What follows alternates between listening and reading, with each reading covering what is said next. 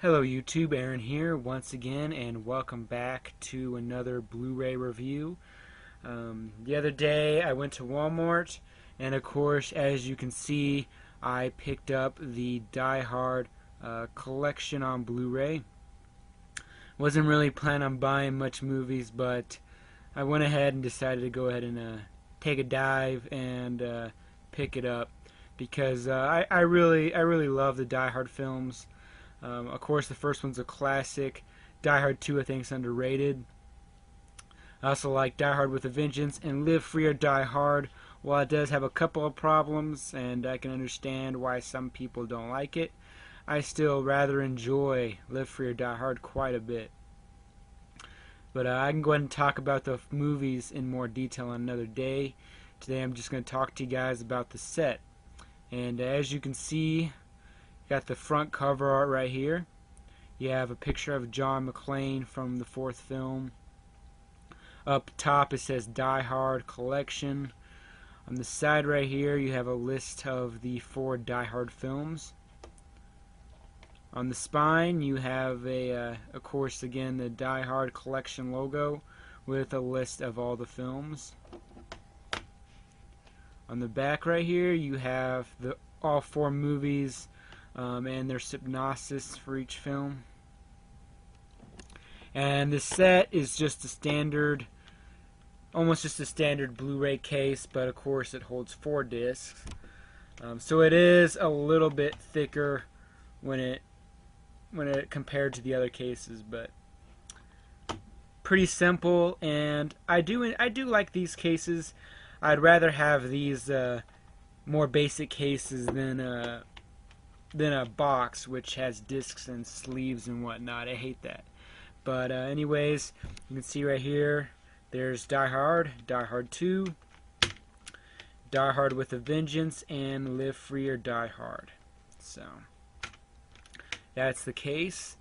I guess I'll go ahead and talk about the first film in the set, Die Hard. Alright, so Die Hard. Die Hard, picture quality wise, it looks a little better than the DVD. If you were to swap the special edition DVD out and put this in, you will notice some difference.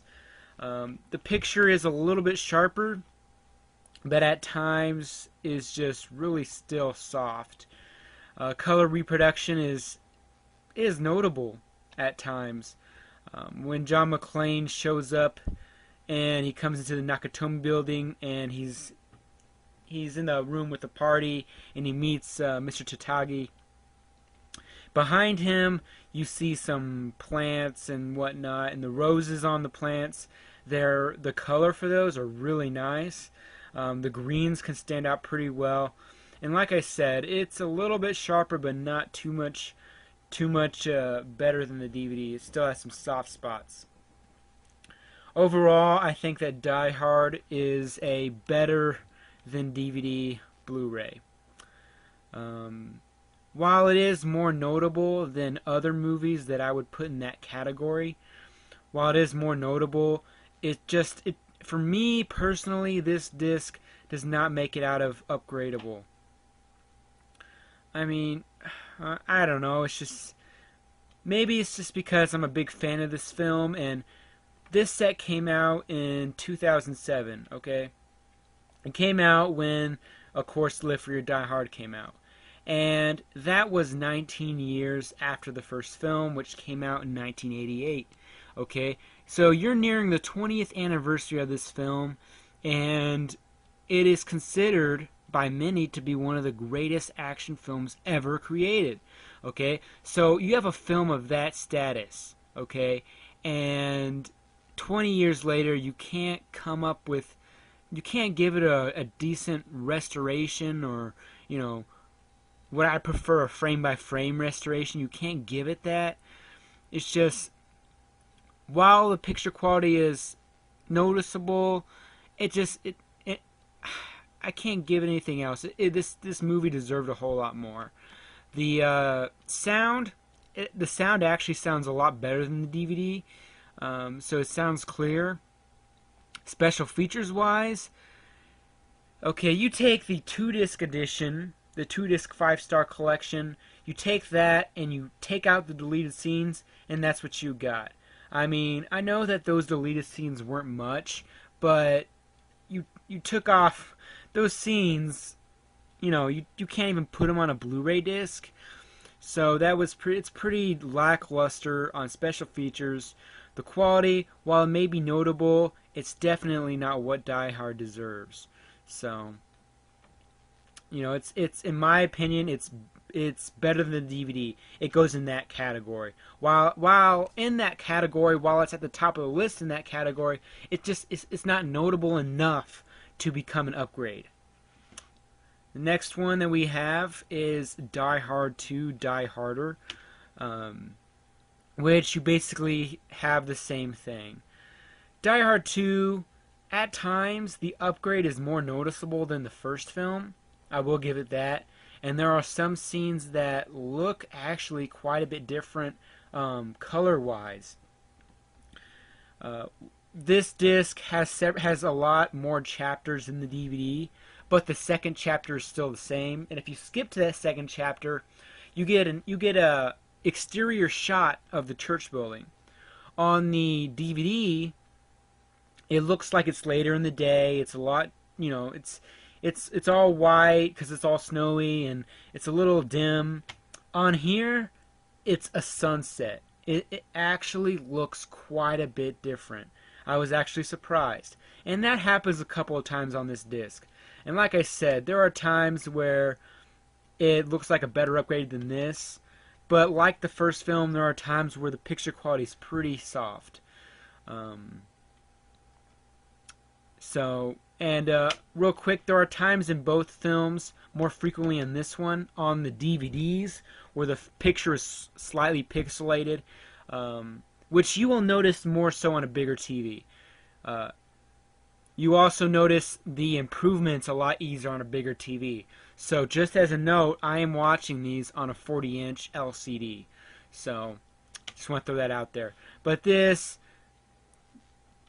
overall, it's a little bit better of an improvement than Die Hard, but I definitely could have gone for more.